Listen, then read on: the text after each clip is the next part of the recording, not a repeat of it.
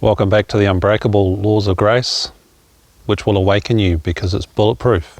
And this is pillar number 7. Thank you. There's always more. Your awakening never stops. It's a journey. This is true. So there's the 4 steps to presence. The 4th one being God, of course. Which is number 1. But what happens is, as you deepen into that and it becomes a habit, because it's mathematical, because you're evidencing it, because you're being self-honest and self-responsible, you're working with your unconscious mind and it's forming the correct habit to be here through everything. As you enter the awakening, the abidance as presence, being present, easily present, instantly present, and it stabilizes. Yes, I'm standing in the lake. I'm enjoying squishy mud through my toes as I'm talking to you. When you enter abiding presence, it's a shock to your system, even if you've consciously mastered the process, as you will be doing if you're doing this sort of framework through conscious entry into presence. So you unconsciously, consciously get used to it, what it feels like, how to respond in different situations. If you don't do that and you're one of these people that's wishing for it just to happen to you like it did with Eckhart Tolle, and you have to keep in mind he was suicidally depressed and all that sort of stuff, so he was ready to snap or kill himself, sort of thing, you know. You don't want that sort of awakening.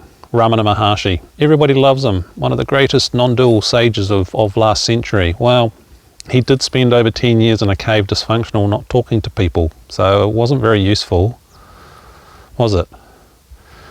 So as you master this, it keeps deepening. So once you hit the abiding place of presence, and the step 4, divine grace grows, and in some respects grace is totally predictable, as discussed in the previous section. Because when you're ready, grace knows. God knows where you're at. God doesn't give you stuff that you're not ready for. Unless it's a test to see if you are ready. Yeah? So when you're ready because you've done this, you've followed the rules given by, which is what this is, laws of grace. Grace is God, awakened presence. It will happen. So you can force grace by being ready for grace because you've trained yourself for grace, so grace knows, and then it gives it to you. This is how it works. This is where I sort of branch off from Adyashanti a bit. It's totally predictable. It is totally mathematical, and this is why. This is why I'm asking you to break it under the rules of evidence and this framework here. Thank you, fish. Notice when the fish jump. It's grace. It does it every time I do videos near fish or birds. So once you hit the place of abidance, right? Assuming you keep the habit up, this is why it's an ongoing thing. People sometimes when they hit various levels of awakenings, they stop and they stagnate, and quite often they can go backwards. This is my observation. This is what I've observed as evidence. But if you keep at it,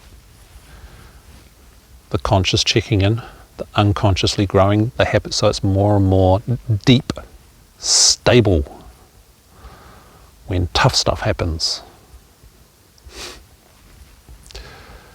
Yeah, we all know what we're talking about. We've all had a similar unstabilizing event over the last year or so, 2020 onwards, 2021, still happening, it's getting worse in some respects, right? But there are consequences. How have you dealt with those consequences? So when you're in the place of abiding presence, step 3, as I define here, and step 4 will grow with grace as your system can handle it, otherwise you get fried out. That's in an advanced course, how to handle all this sort of stuff. Right? You have to spend periods of time in the different levels so your circuitry can handle it. And your unconscious mind can handle it, so you don't end up in the loony bin. A lot of people in mental institutions have had spiritual awakenings and they can't handle what's happened. This is a conscious training for you, so you can handle it. That's why grace then gives it to you, because it knows you're ready. That's why grace is predictable. Is this common sense? Does this seem, well, at least logical?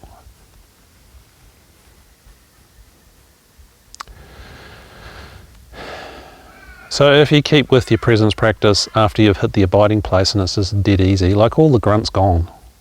It is such a great place. This is why the grunt, the effort that it takes to get there, which can be quick under this framework with the laws of grace. If you haven't done it in 5 years, man, you need serious personal feedback. But then we're going to talk about one of the other pillars coming up, okay?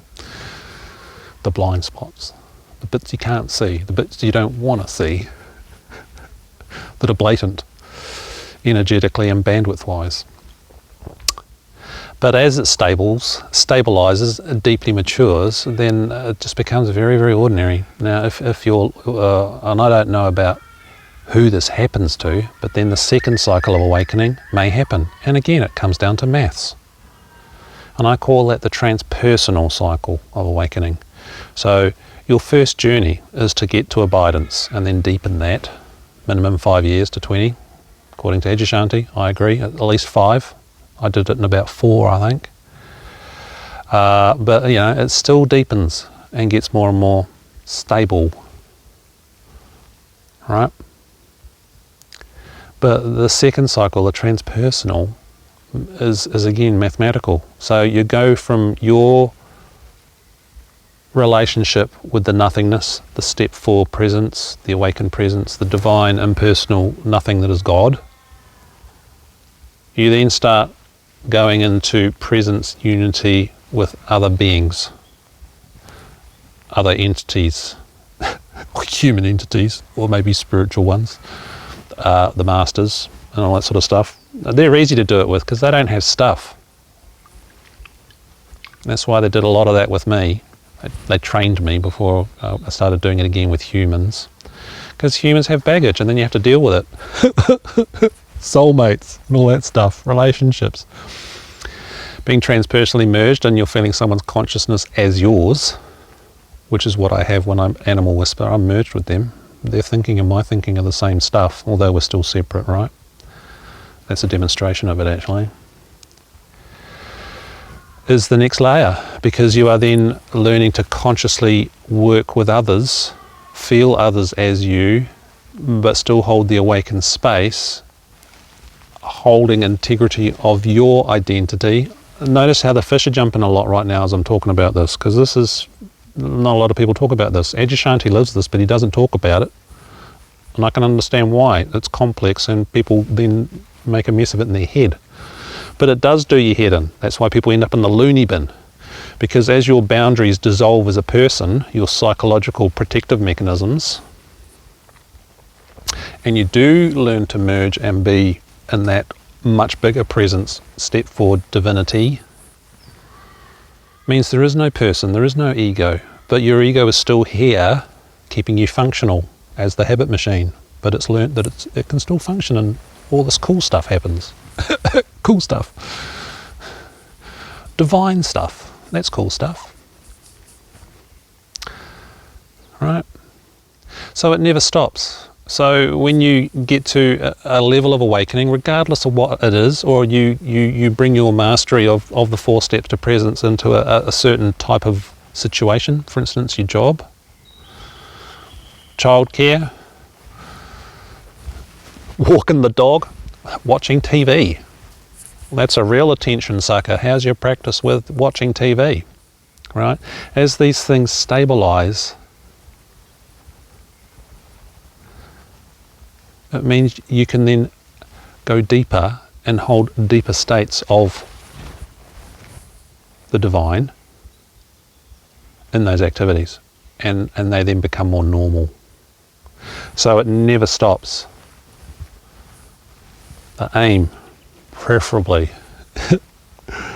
with this material, the laws of grace material, is to get you to abidance of presence as a default habit, consciously and unconsciously, so it's effortless. I don't know if that's what people say there's a no doing, but it is a doing. It's a conscious choice of your volitional attention. That's how you're evidencing it, eh? that you've done the 4 steps to presence, then you know it's genuine. If you just jump to step 3 presence or step 4 thinking you're imagining you're going into divinity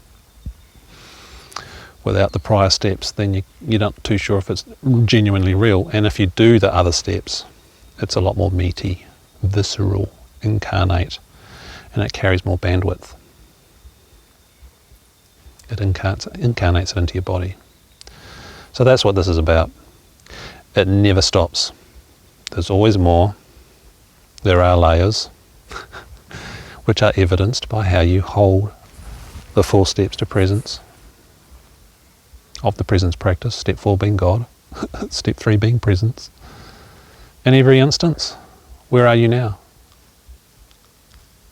Check.